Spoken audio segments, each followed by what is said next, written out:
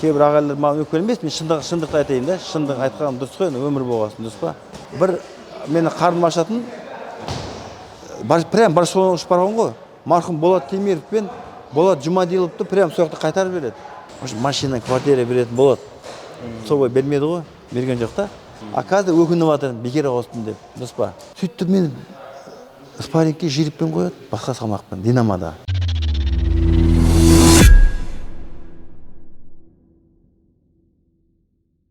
Құрметті көрермен, бүгін біз Түркістан облысы Кентау қаласында шағын ғана бокс мектебінде отырмыз. Менің жанымда осы қазақ боксының өркендеуіне елеулі үлес қосып келе жатқан ағамыз Қанатбек Шағатаев. Ал Қанат аға, мынау енді сөзімізді, әңгімемізді сіздің осы бокс мектебінің бала күннен алғаш табалдырығын аттаған күніңізден бастасақ, қанша жасыңызда келдіңіз? Сіз алғашқы бапкеріңіз кім? Осыдан бастасақ әңгімеміздегі. Ал, рахмет, Мәлік. Мен 10 жасымнан боксқа қатысқам, 4-ші класс оқитындығым. Бірінші бапкерім Кенес Надырқұлов. Кенес ағай. Қазір Түркістанда тренер ғой бапкер. Сосын 78 жылы марқұм Қазбек ағай Целиноградтан қазіргі Астана ғой, соқтан көшіп келеді. Сөйтіп мен соған аударады. Өйткені не қылған себебі Кенес ағайдың тренировкасы кешке 6-та тұғын. Мен түстеген оқи, мен 40 минут кешіп баратынмын тренировкаға. Сөйтіп Қазбек ағай келіп, осы мен залды көріп тұрсың да, спорт зал. Дворец культура 75 жыл соғылады. Дворец культура да, полностью. Қалдаяқ атында. А мына спорт зал или 77, или 78, точно білмей тұрмын. Новый тұғын. Сөйтіп осыға Қазбек ағай зал болады да, мен осыға бірінші кірген адамым да, маған ыстық. Сөйтіп сол Қазбек ағайда мен 85-ке шейін осы жұмыс істеймін. Қазбек ағайдың қолында мастер спортты орындаймын. Кеңес ағай Қырғызстанға көшіп кетті ғой. Сөйтіп сол 85-те 78 жылдан бастап 85 Кентауда боламын. Сөйтіп оқуға түсу керек болды. Мектеп бітірдім ғой. 84 жылы мектеп бітірдім. 85-те енді бір жыл Қазбек ағай осы жерде ұстады мені. Қатты жақсы көретін боксты. Азында келем, талон беретін, баяғыда талон бар ғой, тамақ ішетін. Талон жеп, талонға тренингтен барып, диетический талон тамақ ішіп, анау төбеде демалып, кешкі тренингтен істеп, сөйтіп қайтатын обедім. Как жұмысқа келгенде. 85 жылы енді мен қысқаша айта берейін, өйткені енді 85 жылы, осы жерде 85 жылға дейін жаттықтыңыз, бокспен шұғылдандыңыз. Сол жылға дейін жетістігіңіз қандай еді? Бір қысқа нұсқа, сол балалық шақтағы жетістігіңіз. Чемпион рейс болдым, чемпион Қазақстан болдым. Сөйтіп, ЦС деген жарыстар бар ғой, ЦС-терге қатыстым. Енді ол жерде турашылық болмады. Волгоградта засуд етіп жерді мені, прямо секундантым, прямо полотенцені главный судьяға лақтырды. 30 санда Россияға кетіп қалды, мысалда. Пензада да сондай болды, Пензада 85 жыл, 54-те ойнадым ол кезде. Енді ол кезде ұрып қалатындай жағдай болған жоқ та. Ұрып қалсаң жақсы береді ғой. Ата бойды от тұрсаң да кейде кетіп қалатын, особенно Россияға көбінесе, Россия жақта болған кезде. Мына Тоқмаққа 3 рет бардым, чемпион болдым, Пржевальскийге бардым, мына облыста оттым постоянно, лучший боксер облыс болып жүрдім да, мысалы, Қазбек ағайда жүрген кезде. Сосын оқуға түсу керек болғасын, оқуға түстім. Ағай ол кезде оқуға түсірді мені, Мадияр Испандияров марқұм болып кетті ол кезде, Қазбек ағайда марқұм болып кетті. Мадияр Испандияров оқуға түсіреді, технологияға түсірдім ғой енді. Машинный аппарат, химический производство. А оның рабочий тренері Нұрғали Сафиуллин. Мысалы да, мен өзім ол кісіге келген жоқпын. Әр өзім тренер көмекшілер бар ғой. Сол Нұрғалида жүріп, 87-ге шейін Нұрғали ағайда қатыстым. Армияға кету керек болды. Армияға кетіп, енді қысқаша айтайын, армияға барып, енді ол жерде сразу спорт орталығына түсуім керек еді. Сондай жағдайлар болып, стройбатқа лақтырып жіберді. Одан стройбаттан келгесін, неге қайттан войскама келдім Душанбеге. Танковый полкқа түскем мен. Наводчик, старший наводчик дейді ғой. Сол жақта жүріп, сол жақта кейін вызып келеді. Ол жақта келіп, сосын спорт орталығына түсем, спорт орталығында 6 ай боламын. Ол жақта спорт орталығында болған кезде біздің бастық ол кезде майор тұғын, Новиков тұғын, Паша Новиков тұғын. Оның өзі сонда қысықтығы бар еді да, бір болмайтын залетке қайттан мен қуып жіберді неге. Войскама. Сөйтіп сол жақта сароры болып қалдым мен. Осы мен сароры болып келіп, боксты қайттан жалғастырдым. Мен енді ағайға келмеймін, Нұрғали ағайыма, любой адам сұрайды ғой. ағай дедім, мені пединусқа сүрін спортивный биология факультетке дедім. Сосын мен любой кезде адам кезде жақсы көремін, дұрыс па? Сосын мен түсіре алмаймын деді ол. Сосын онда түсіретін тренерге өтсем, ана өкпелемейсіз ба? Жоқ, ты не мой был, сен Кентаудан келдің, пожалуйста, деп марқұм Ақжол барамын. Сарыштайдың сол ғой. Енді қысқаша айтып жатқаным ғой. Ағай мені пединусқа спортивный факультетке түсіреді. Асқаров, Ақжол Асқаров, иә. Жақсы кісі, адамгершілігі жақсы кісі онда, таза кісі да. Енді кейбір ағайлар маған өкпелемес, мен шындықты айтайын да, шындық айтқаным дұрыс қой, өмір болғасын, дұрыс па? Сөйтіп мен келіп, Ақжол ағай, как адамгершілігі жақсы, бірақ әр тренинг тактикасы бар ғой, дұрыс па? Біреу лап ұстағаны бар, біреу лап ұстай алмайды. Мен ағайды жақсы көретінім Ақжол ағайда. Мен де кішкентай балам аты Ақжол. Ақжол ағайдың атынан қойдым. Мысалы, адамгершілігі мынандай кісі. Енді оның балдары бар, мықты учениктер болған, лапыны ұра тұрады. Бірақ маған чуть-чуть ыңғайсыз болды. В общем, Арыстан Сәрсенбаев деген ағай тауып берді. Ол кісі де марқұм болып кетті, ол лапыны күшті ұстайды, мықты ұстайды. 90-шы жылдары Ситоғыз армиядан келдім ғой мен. 90-шы жылдары мен 75-те салмағын 67-ге түсірдім. Сөйтіп күшті балаларды ұтып алдым мен, сөздің ашы бар ғой. Даже мен айтып берейін енді оның ішінде финалда ойнаған балам марқұм болып кетті. Аскар Сатыбаев деген бала бар тұғын, мықты тұғын. Сөйтсем оны мен құлатқан тұғын финалда. Ол өзі мені шақырып алып бойдан кейін. Орысша сөйледім марқұм, жақсы болады да, мен жасы үлкендеу. Қанат, я никогда не подумал, ты меня уронил дейді да маған. Жаңағы әлесінде да, 67-те. Біраз балдарды ұттым, Кушминцев деген международник бар. Ерик Балжан, 5 бой ойнаған мен, білетін дедім да, өзімді 67-те. Сөйтіп, сборныйдамын ғой мен, Спартакиадан ұттым, Спартакиада Қазақстан бар, соны ұттым 60 килограммда. Сосын 67-те өтті, 67-те. Сөйтіп, кім? Сықай, Кубок Сеула деген жарысқа апарды бізді, Южный Кореяға. Сөйтіп, сол Сықайдікі де, қалай айтсам болады, ертерек бардық қой қағар. Бір 10 күнде ерте бардық. Солар кәрістің командасының бізді киіндірді, жақтылап, совместно түрек жасаймыз. Даже анау, жер 96-та финалда ұттық бұл кәрісті, 81 килограммда. Мен сонымен ойнадым соқта, спаррингте. Мен ол кезде 67, ол 71 тұғын. Мен оны ұрып тастадым оны, явно ұрып тастадым соқта да. Сөйтіп соқта сарыштайлар маған жабысты. Юрий Цхай деймін, Юрийче, no проблема, Юрийче, no проблема дейді да. Жаңағы менің боксеркімнен кедриға $100 салып, ол Цхайдікі дұрыс болмады да, сам решай деп өзі қалып кетті ғой, кәрістерді соқта дайындады, 92 Барселона дайындады ғой. Алып қалса да болатын еді да, мен сода, может быть, кім біледі, ауырмайтын ем дейді, ол жақта медицина күшті ғой. Содан мен келдім 92 жылы сборда жаңа мен неге ана сборға барамаған, Талдықорғанда сборда мен жаңа айттым бағана бір жағдай болды деп, ауырып қалдым. Сөйтіп мен салмағымды жағы Тапаев барды. Сөйтіп Барселонада бір мені қарным ашатын, прям Барселона ұшып барған ғой, марқұм Болат Темиров пен Болат Жұмадиловты прям сол жақта қайтарып береді. Сөйтіп Тапаев пен Көлпен қатысады сол жақта, Барселонада да, мысалы. Сөйтіп келіп 93, мен 93-те біз уже егемен ел болдық, дұрыс па? Мен енді 93 жылы менің сопернигім Тапаев болады, дұрыс па? Мен уже келдім, Ақжол ағайдамын ғой, дұрыс па? Сөйтіп, мен 91 жылы Спартакиадан ұтқан кезде, Спартакиадан ұтпаймын ба мен? Осы Кентауға келеді. Кентаудың әкім ол кезде Бекбосын тұғын, иә. Шымкенттен Чанов келеді, Ақжол ағай семьясымен келеді, одан осы үйде. Машина, квартира беретін болады. Собой бермеді ғой, берген жоқ та. Сөйтіп, кім, Болат Темиров деген досым, марқұм досым. Пакистанда Анвар Чаудхри деген турнир болады. Пакистанның үйге қонақ болады, мен үйімде болады. Осы үйде Икар деген телевидение бар. Сол жерде отырып, оғал Спартакиадан ол ұтты ғой, ол кезде Гурьев тұғын, Атырау қазір. Оған и семерка машина береді, 3 бөлме квартира береді. Ол интервью берген кезде жақсылап тұрып айтады. Кім? Темиров та осыны. Ал енді мен енді Ақжолам барам марқұм ағайыма, Ақжол ағайға. Ағай мен жақсы көреді. Қанат, сен мен баламдайсың дейді да, мысалы. Бірақ саған қалаған тренинге бара қойшы дейді, дұрыс па? Мен батамды алып, одан батамды аламын ғой любой адам, дұрыс па? Мысалы, любой тірлікте кететін кезде ағайдан рұқсат сұраған дұрыс па? Еңбегі бол. Ол сөйтіп мен Нұрғалиға қайтадан ауысып кетемін. А қазір өкініп жатыр бекер ауыстым деп, дұрыс па?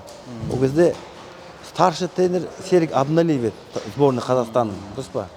И Бішкекте чемпионат СНГ-да енді мен Ақжол ағай батасын берген, Арыстан Сәрсенбаевты жалдады ғой Ақжол ағай, дұрыс па? Лап ұстап, туда ұста. Мен бірақ одан рұқсат сұрамаппын, дұрыс па? Сөйтіп Бішкекте чемпионат СНГ болып жатыр. Мына 93 жылы.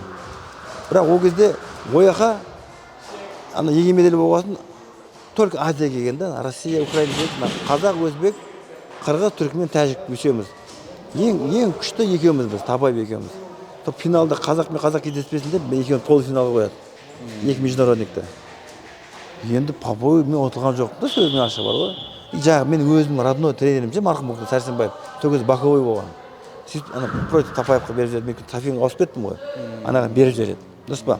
Сосын Кругов деген тренер бар, Олег Кругов деген тренер.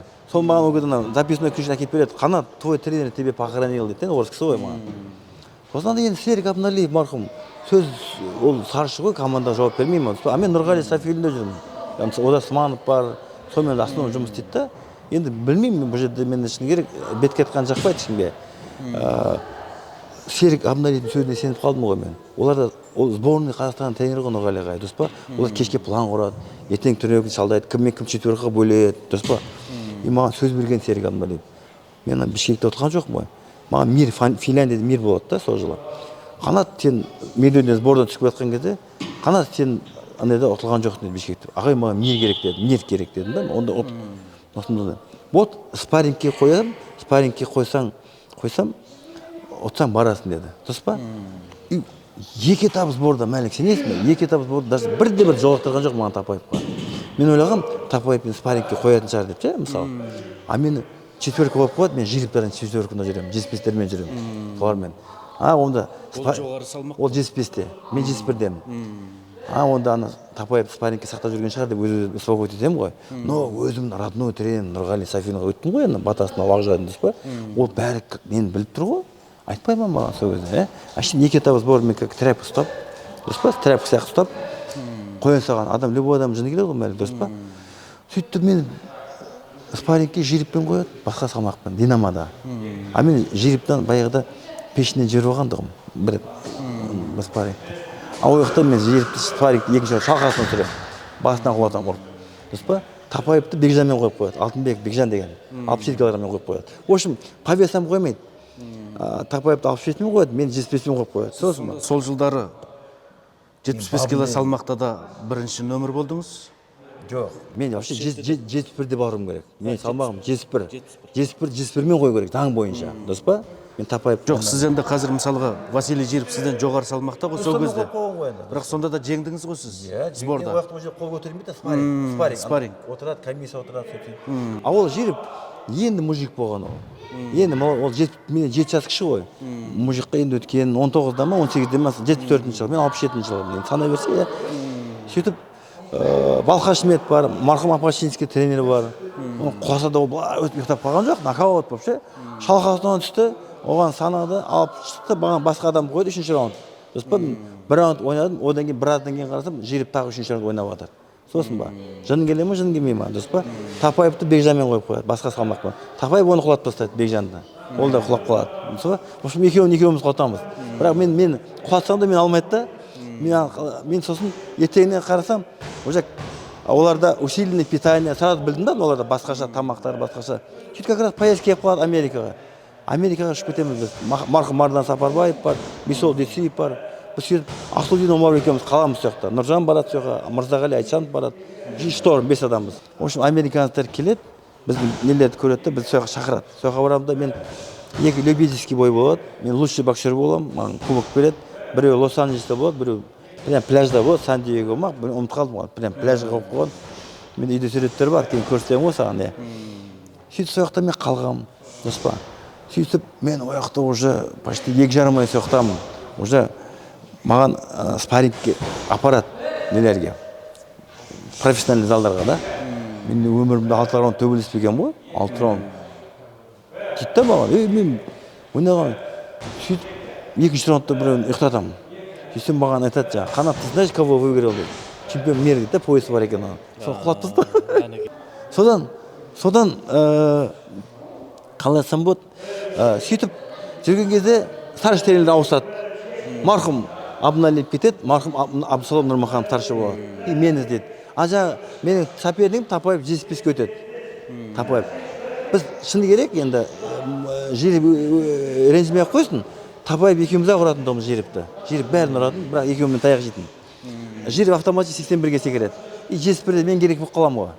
Мен түнгі 2-де бізде азан болса, Лос-Анджелес түнгі 2-де.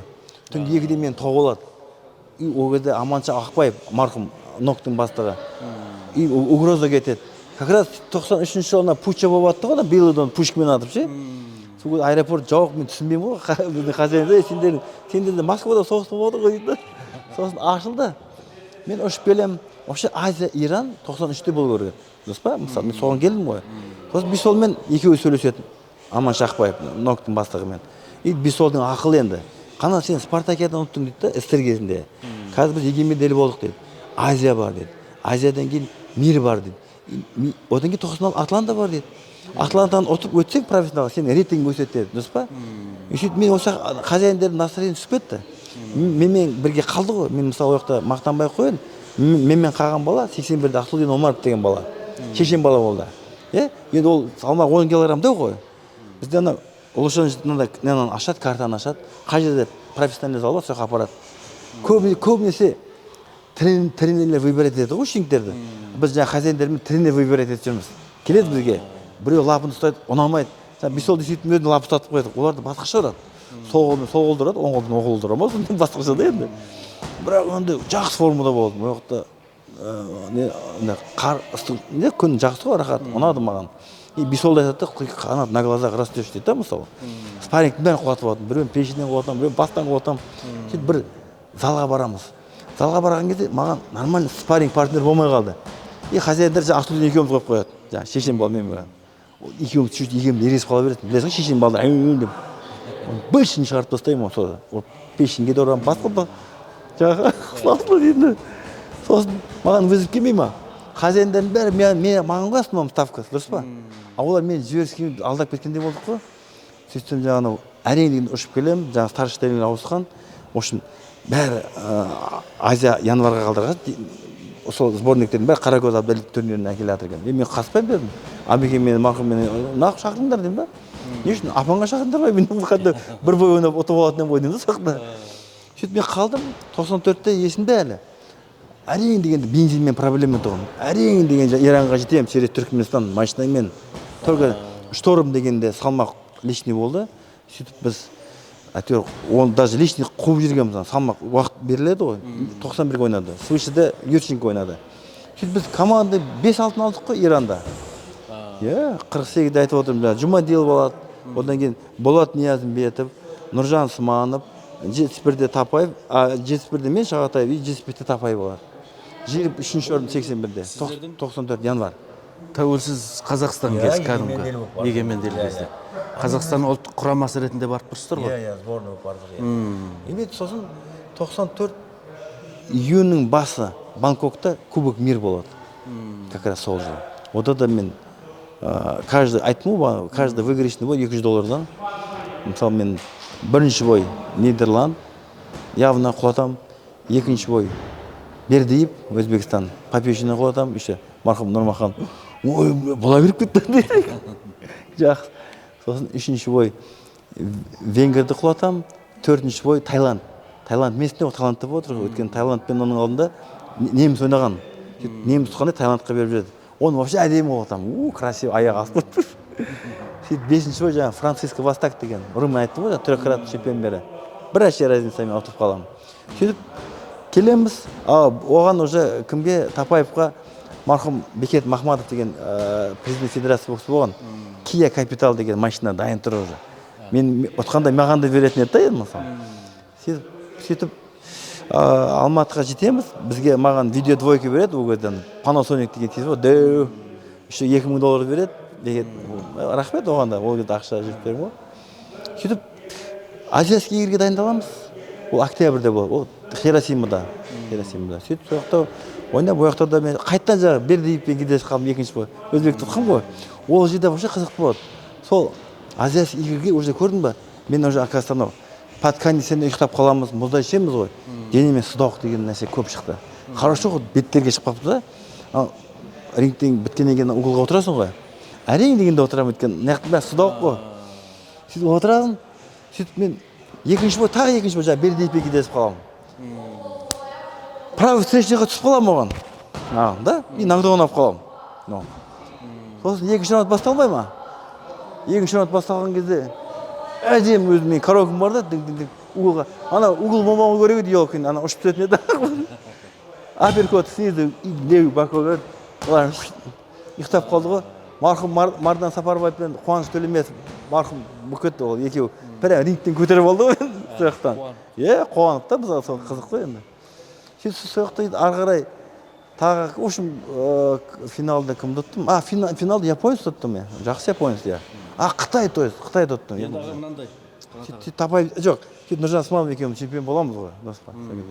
Жалпы осы спортты, бокс спортын сіз қатыстыңыз, осы жетістіктеріңіз, қандай жетістіктермен қорытындыладыңыз? Нақты айтып берсеңіз. Енді мен шыны керек, мен бір өкінетім бар ғой, Америкадан бекер кептім меха, осыға. Мысалы бар ғой. Маған профессионал ұнайды да. Профессиональный болса, головкин бар, көрем ғой. Рахат қой профессионал бойнаған. Сен өзің сопердігіңді өкінедігі 5-6 ай бұрын білесің, бірақ соперник шоу, халатын шығасын, өзің бес, голый торс, шлемнің керегі жоқ. Рахат қой, әдем. Сонда, сөйтіп, жоқ, маған да, мен бір өкінге, өзінің врачым бар ғой, ана Сыдауқтың емдеген кісі бар ғой. 95-ші жылы мен салмағым пустой кетеді ғой. Берлинге, Ермахан 75-те кетеді. Вообще 95-ші жылы 2 салмақ босайды. Март айында Тапаев Сароры болады. А майда, мына Берлин пустой, 71 вообще ешкім барған жоқ. Ермахан 75-те барады, Ибраим Ермахан бар ғой.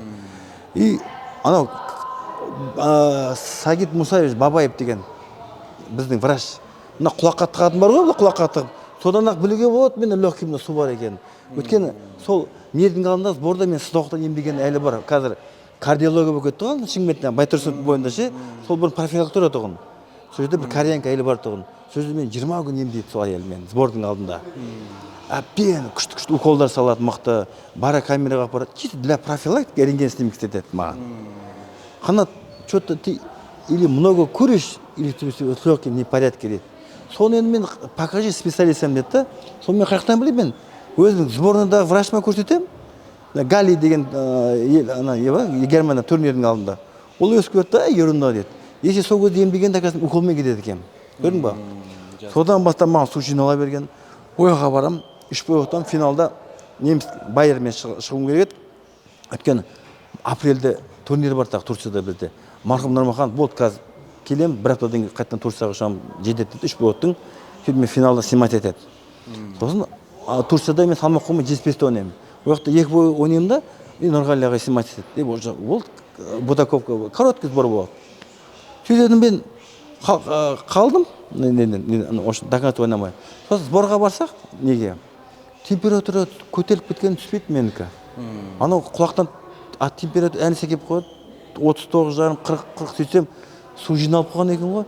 Олар кетеді Берлинге, мен Кентауға келемін. Осы Капитенов деген врач бар, врач әйел молодец. Сол өсті көреді да, чық-чық деп. Ой-бой, срочно рентген дейді. Сөйтсем, адам қап-қарап тұр ғой мына жақтан. Шу жиналып қалыпты.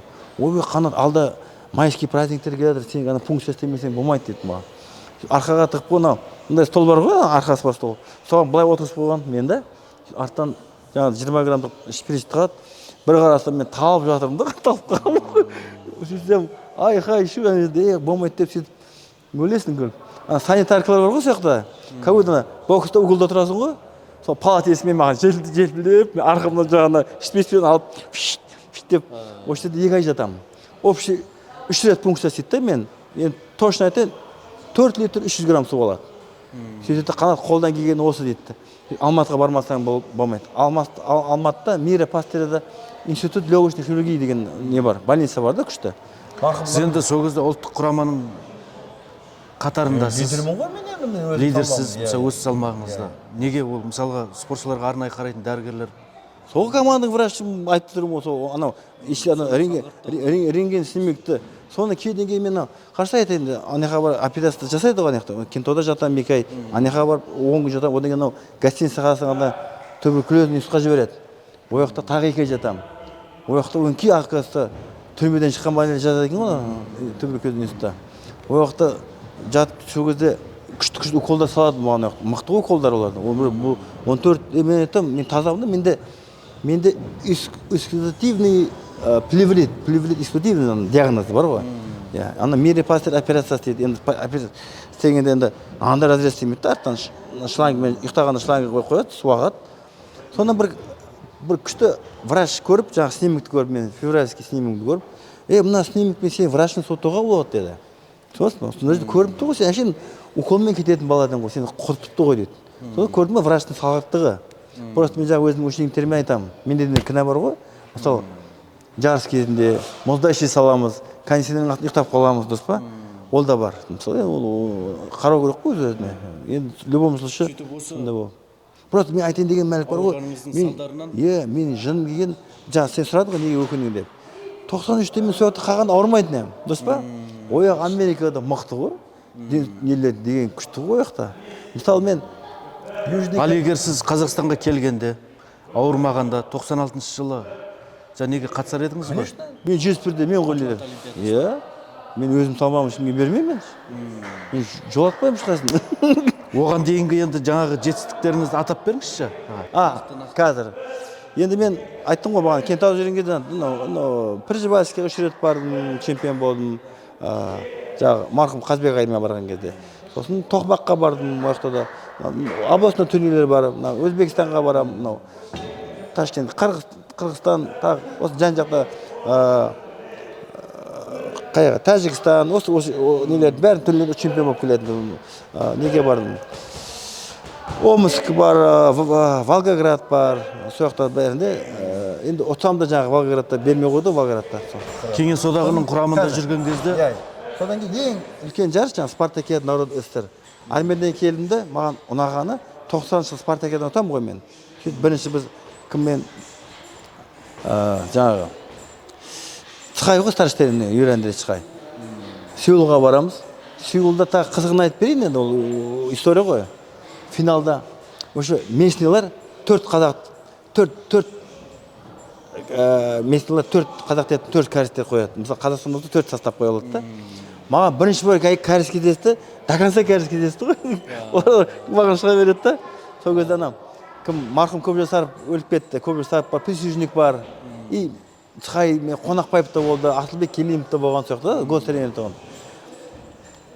и анау настроение жоқ кім Юрий Андреевичтің и мен финалда бір қатып қалған бір кәріспен шықтым да и то мынау баспен ұрып мен мынау тісімде өтірік түс қой енді ерінді былай жыртып жіберген төбедегі 2 қоян тісті ғой мен 2 қоян тісі бұл төбе сынып кеткен да қан деген кетіп жатыр ауыз деген былай сөйтіп команданы тоқтатады врачтар келіп сөйтсем сол кезде новый правила шығыпты баяғыда мына Виктор Демяненко деген бар ғой бізде олимпиада 2-ші орын алып қалды ғой финалда клиникалық кәрістердің ше артқа укол бәрі электронный да сөйтіп аузыма өзінің врачым барды ғой аузына полотенце жауып қойды ауыз тесік та енді и ішін тігіп алды сыртын тікті в общем 22 шоп жасады ғой мен аузыма еріне если кентауда тіккенде аузым жырым болды вообще деймін да салды 19 шоп өзі сама рассосется деді 3 шопты осы кентауда аласың деді маған майда что-то а мен мына жерде қажет мына қолымда ма осы бұл жерде и бір Америкаға барып қалған кезде бір жағдай болып қалғанда осы жерде тіккен ғой Америкаға барып шешемін ғой қолымды сол американецтер айтады ғой мынандай жіппен біз бұқа тігеміз дейді да біздің медицинаны айтамын да сол сияқты айтамын ғой вообще бокстың арқасында боксқа рахмет жаңа мен арасында кетіп қалып жатырмын да мәлік просто сұраған айтып жатқаным маған боксқа өте рахмет жалпы жаңағы жарыстарыңызды атап кетіңізші жарыс кеңес одағының кезінде мысалы мен енді дуарымен айтпай ақ қой төрлелер ұттым ЦС бар рейс бар ұттым международный төрлелер Қаракөз Абдалиев бар бәрін ұттым одан кейін армиядан кейінгі спартакиада Қазақстан ұтамын кубок Сеула барамын үлкен жарыс ол кубок жарысқа одан кейін спартакиада народ СССР ұтамын оны ұтсаң мастер спорт международный класса береді соны алдым одан кейін уже біз жаңағы 93'te айттым ғой, 93 международный турнирлер бар, Маршал Жуков бар, бәрі ұтып келе жатырмын ішінде қылып. Сөйтіп 92 жыл жаңа олимпиаданың алдында ауырып қаламын, барамай қаламын. Таппайып екінші орын алады Барселонада. Екінші орын участник олимпиада болады дейді, Барселонада, дұрыс па? Сөйтіп 94 жағына Америкада болған кезде айттым ғой, мен шақырып алды деп, дұрыс па? Сөйтіп біз профессионалда қалмай келіп, октябрьде 93-те болады жар, январға қалды. Азияға барып, в общем, Азияны ұтамын. Чемпионат Азия. Иран, Тегеран. Бірінші орын аламын. Одан кейін Кубок мира. Таиланд, Бангкокта. Екінші орын аламын. И октябрьде азиатские игры. Хиросимада бірінші орын аламын. Сол. Одан кейін 95-те айтып отыр, жарамай қалдым спортқа. Врачтардың кесірінен. Соған әлі өкінемін. Сосын бір врачтың айтқаны бар маған. Ана қойды, диагноз қойды ғой. Мұрынға тығып қойды ғой, өстіп мұрынға тығып. Қанат көрінді ана туберкулез институттан гостиница қаласында. Легкийін көріп тұр, сен ана боксер екенмін де, кейін екен, бірақ сенде үтір сияқты спайка тұр дейді де, сен боксқа жарамайсың деді. Сен бокста ұрады, ұрғаннан кейін қайттан жыртылады, қайттан су жиналады деп. Сөйтіп мен бокс тастағам. Сол, бар. Енді қарап отырсақ, аға, мынау бокстағы жолыңыз қызық, шытырман кәдімгі. Енді спортта арасында біраз ұмытып кеттім енді. Спортта көрген әділетсіздіктеріңізді естіп жатырмыз, мысалға да. Одан кейін мынау денсаулығыңызға байланысты бұл бокспен қоштастыңыз. Спортшылықты тоқтаттыңыз жалпы. Енді мынау бапкерлік жолға қай уақытта келдіңіз? Сосын қанша осы күнге дейін шәкірттер біледіңіз? Сосын шәкірттеріңіздің жетістіктері жөнінде айтсаңыз. Мен анау бокс шешіп жүрген кезде марқұм Шертай ШВСМ директоры Шымкентте. Сол кісіге рахмет. Ол мені қатты жақсы көрді да. Әйтеуір бокс шешіп жүрген кезде мен уже тренерскийға не қылып қойған да, тренер айлыға рабочий тренер тұғым ғой енді. Жайлап істеп аттым. Сосын бокс тастағаннан кейін мен 95 боксқа жарамай қалдым ғой, дұрыс па? Сөйтіп біраз жүрдім кішкене. Кішкене адасып қалған уақыттарым болды, өмірде болады ғой енді кішкене. Сөйтіп 90 қазір айтамын, 95, жоқ 95-те мен уже үйге қайттым. 98-де қайттан Шымкентке бардым. 98-2003 мен Шымкентте жұмыс істедім. Біраз бір-екі мастер спортта орындаттым балдардан. Уже 95-тен бастап уже жаттықтырушы болдым. 95-тен уже мен жаттықтырушы болғанда енді былай жүрдім да 10 жемет. Жаттықтырдым, бірақ анандай кірген жоқпын да, дұрыс па? Сосын 98-ден бастап жақсылап жаттығуды бастадым. 98, как раз балам туған, Ахмет мен балам жүр 98 жылға. Шымкентте тұрғам, Батысов бойында. Ана стадионда жұмыс істедім, ШВСМ-да залында. Сол бәрім бір залдамыз ғой. Сөйтіп 2003-ге шейін сол жерде істедім. Біраз балдар болды, мастер спорт орындаған балдар болды. Одан кейін 2 жыл Москвада жұмыс істедім. 2 жыл Москвада емделіп қайттым. Сөйтіп 2003-те, осы 2003 Москвада емделдіңіз, әрі не жұмыс істедіңіз ол жерде? Тренер болдым. Тренер. Частный тренер болдым. Үйреттім да енді. 2003-2005 Москвада болдым, сөйтіп 2005-те Осақа келіп, осы жерде істеп, 2008-де директор болдым бокс мектебінің. Осы жерде істеп, біраз дайындадық балдар. Енді қазір шәкірттеріңіздің жеткен жетістіктері қандай, қай дәрежеде? Баяғыда бір сұхбатымызда сіз бір айтып едіңіз. Мен өзім көрген жаңағы бокстағы қиянатты мен шәкірттеріме көрсетпеймін деп. Сол жолда. Көрсетім келмейді. Енді менде қалай айтсам болады. Мен мынаны түсіндім да, родной керек екен. Родной. Өзінің кішкентайдан бастаған келеді екен. Маған жан-жақтан әкелгендер бар. Дұрыс па? Ол кенен итіктер шығып жатыр да олардың. Итіктер, түсінесің ба? Үзілдат көткеннен кейін уже нәтиже көрсете бастаған кезде өз бетімен кетіп қаламын. Жоқ, анау менімен келіскендер, ой деп, неғып кетіп қалады. Енді ол талай айтылған. Ана мысалы моменттер болады ғой, мысалы өкпелеп. Ыңғай келсе, мысалы менен, мысалы біз осы жерден жұмыс істедік. Бұл жерден шыққан, ол да уақытында менің залымнан шыққан. Бізде уже трехкратный болды ғой. Бақтияр Анарбаев деген. Оның тренері бөлек, бірақ осы бір трехкратный Азияның 3 дүркін жеңімпазы болды ма? Одан кейін Айым Танкебаева деген болды. Қазір Азия өтіп жатыр, Таиланд әлі келген жоқ. 3-ші орын алып қалды ғой. Ол да менің шәкіртім осы жерден шыққан. Ол уже Ол уже так 3 рет қатысты. Иә, 3 рет. 2 рет екінші орын алды, 1 рет бірінші орын алды. Шри-Ланкада бірінші орын алды, а қазір үшінші орын алды.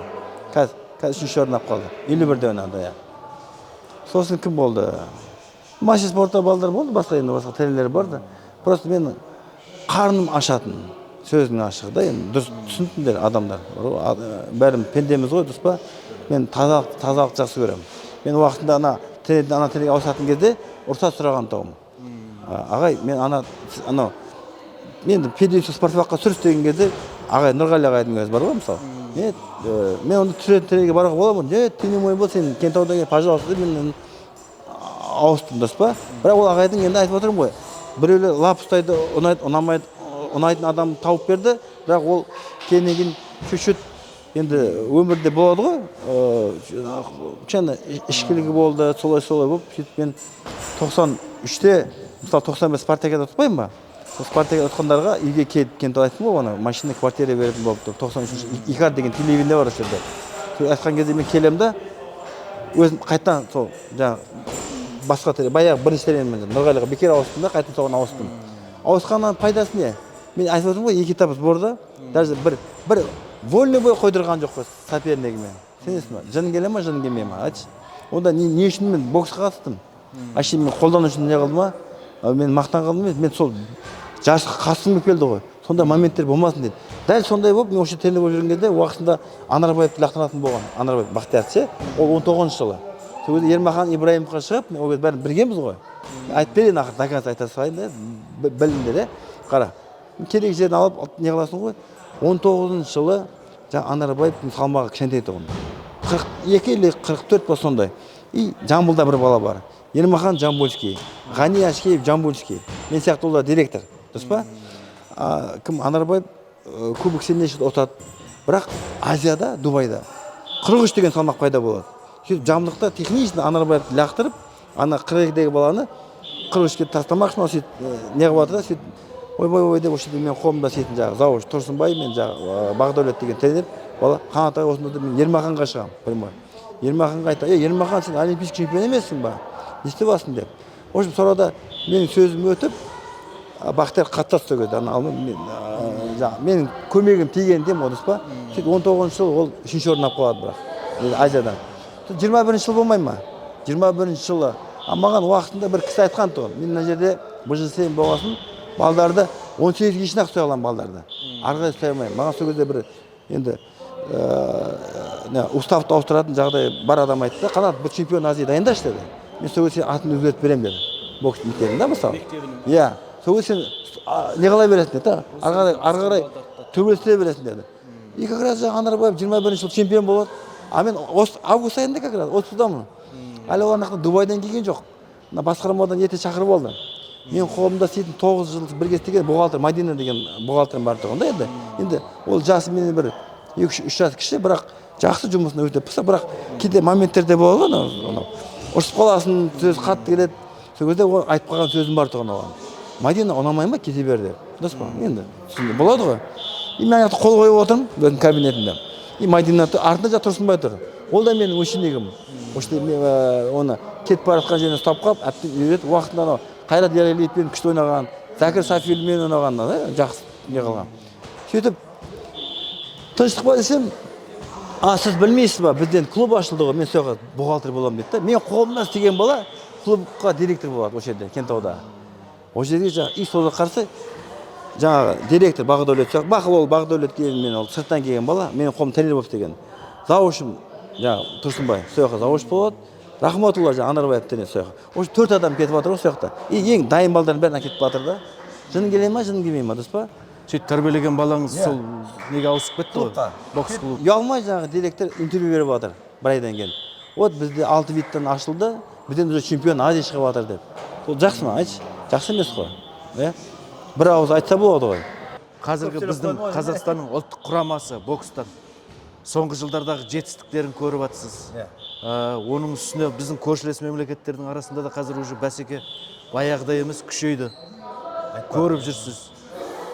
Бізде не кемшілік бар? Бір қысқа нұсқа осыны айтып берсеңіз. Енді бір ғана мен бір мысал келтірейін. мына өзбекстандық спортшылардың қазір әлемді бағындыруы, кешегі олимпиадада 5 бірдей спортшының алтын алуы, бұл қаншалықты шындыққа сай келеді. Мен енді мықты боксшы емеспін, бірақ сол боксшылардың өнерін тамашаладым, көрдім. Мен өзім ойлаймын, мысалға кім Бахадир Жалолов алтын алса жарасады. Сол сияқты тағы біреу есімнен шығып тұр. Дусматов. Бір Дусматов, екеуі мейлі да. Ал енді басқаларын алтынға лайық бет. Конечно, лайық. 5 баланың алуы. Қалай қарайсыз? Мықты ойнады ғой. Біздің қазақстандық спортшылардың жолы кесілген жоқ па сол жерде? Енді бай деп айтайын мен.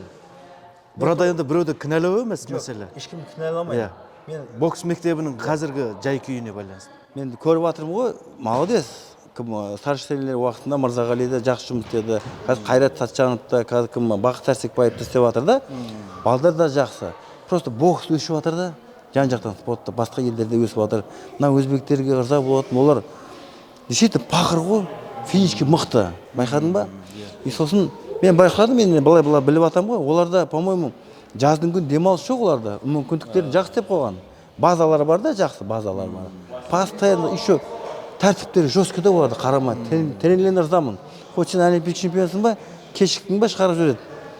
Таяқпен ұрады. Толқын Қылыш. Молодец кісі екен, мен байқап жүрмін ғой. И оларда конкурент. Толқын Қылышевті баяғы өзіңіз жүрген кезде спортта кездестіріп педіңіз? Менен ол жастау. Менен 95-те бокс тастап кеттім ғой. Ол может ол кісі мені білетін шығар. Бірақ басқаларын білем, үлкендерін да. Мен мысалы Шин деген Владимир Шин бар, сояқтағы тренерлер, кәріс тренерлер алай. Енді біздің балаларда жақсы. Бірақ просто мен де тағы айтайын, мен сұраған кезде осы жауап берген тұғым. Біздікілерде удар қою керек деймін, балдарға. Удар жоқ. Мынаның керегі не мынаның бәрінде? Алдын қол жақын қой өкін адамға. Жақындап кет, бауырға да, боковойда бас железді емес қой, таза тисе құлатады ғой. Құлататындағы көрек, тигізді көрек, дұрыс па? Каждый раунд ұту керек мүмкіндік болса. Не үшін сондай қандай рахат қой бокс деген спорт. Нөмір 1 деп айтайын да спорт. Сен командадан емес қой, бірге бір шығасың ғой. Оны сен мынандай бой, мен ұнатпаймын мынандай бой. Басын жұл, дұрыс па? Ұрып таста, сындырып таста. Құлатып таста, конечно сен жеңесің. Мынандай болған түсіп тұрып, бұрыш берді, басқа деген сөз, бос сөз дейсіз ғой. Енді ол енді мынандай бойларды айтады, тағы айтайын да, мысалы, ренжімесін енді. Болады, біздікіне де бересіз де болады. Ыңғай келсе, ұян ұрып тастайшы. Құлатып тастай. Олай болмаса ренжіме дейсіз ғой. Тигізсе, басын ұшырсай. Енді бір сіз өзіңіз спортшы ретінде осыны бір салыстырмалы түрде не айтасыз? Бізге сол удар қою керек дедіңіз.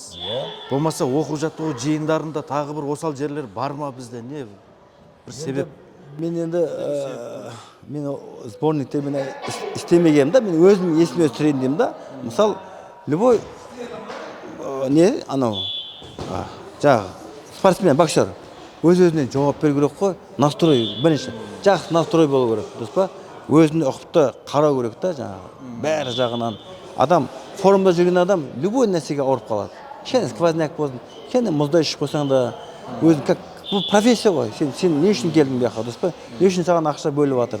Соны ойлау керек та, сонша адам күтіп отыр мен ар жақта. Ар жақтан келдім, қанша түрек өттім, қанша тер төктім, қанша ОФП жүгірдім, не қылдым.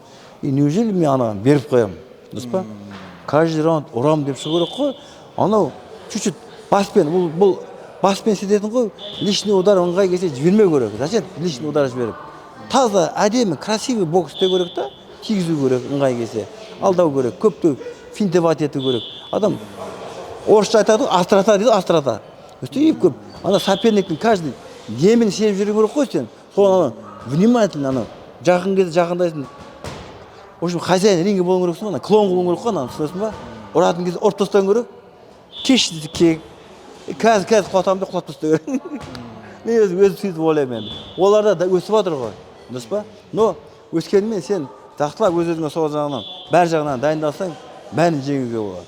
И цель қою керек та, мен келдім ба, кім ол? Менен күшті емес шығар. Екі қол, екі аяғы бар, личный шешесі жоқ қой. Өзім сияқты адам, дұрыс па? Ұрамын деп, сындырамын деп керек қой.